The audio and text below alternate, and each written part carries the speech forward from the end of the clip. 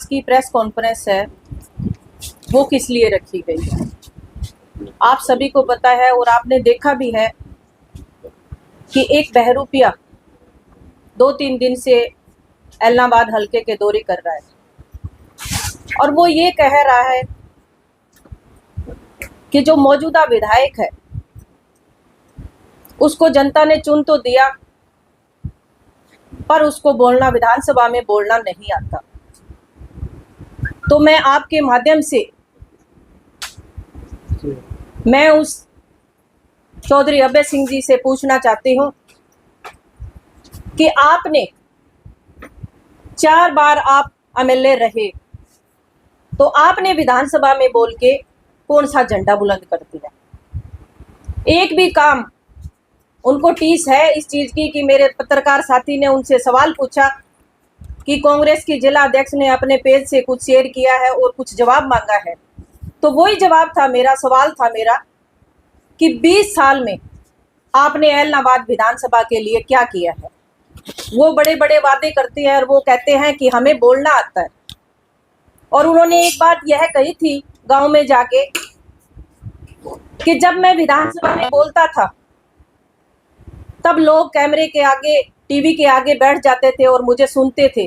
तो मेरा आज फिर वही सवाल है कि चौधरी साहब आपने विधानसभा में बोल के एलनाबाद के लिए क्या किया है। बात एक और कही थी उन्होंने कि जो कांग्रेस की जिला अध्यक्ष है उसके पीछे कौन है। तो वो चीज भी मैं उनको बताना चाहूंगी कि अगर वो परिवार की बात करते हैं तो एक आवाज लगाती हूं मैं आज परिवार को और एक साइड अभय सिंह जी अपने परिवार को आवाज लगाएंगे। देखते हैं कितनी देर में किसका परिवार उसके पीछे खड़ा हो।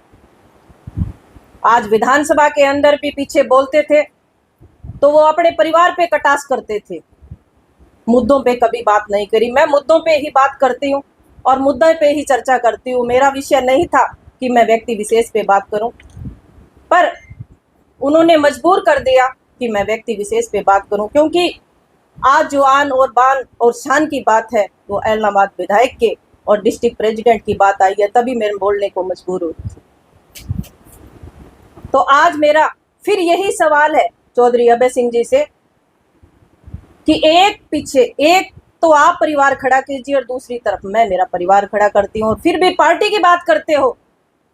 तो आज जिस हिसाब से आप बोल रहे हो, हमने सुना था कि ताऊ देवीलाल जी के जो विचार थे हमारे परम आदरणीय रहे हैं और आज भी हमारे लिए परम आदरणीय हैं। हम उनके लिए गलत नहीं कहते, उनके विचार थे और इनकी पीढ़ी के अंदर हम देख रहे हैं कि इनकी बौखलाहट जो है वो इनके संस्कार तो उनके संस्कार तो नहीं लग रहे, क्योंकि आज इसी बौखलाहट ने और इसी घमंड ने उनको 85 से 2 पे लाके खड़ा कर दिया। ये अहंकार ही ले बैठा इनको। पास बैठे हैं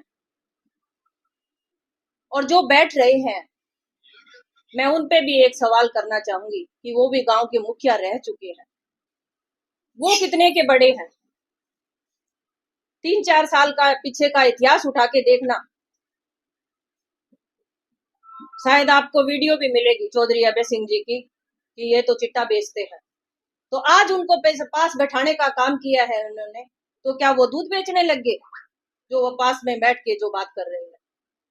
तो मैं जितने भी लेवल में हूँ, चाहे छोटा हो बड़ा हो, जहां भी बैठी हूँ, मैं बिल्कुल ही खुश हूँ, क्योंकि हम जो ऐसे हैं कि धरातल से जुड़ के चले हैं, चाहे चौधरी भरत सिंह जी बेनीवाल हो और चाहे संतोष बेनीवाल हो, क्योंकि हम तो धरातल से ही उठे हैं, दरी से उठ के और यहाँ तक बैठे हैं और जनता ने हमको चुन के यहाँ तक भेजा है। और दूसरी बात, एक बात और कही उन्होंने कि गांव के कब्जे खाली करवाने के लिए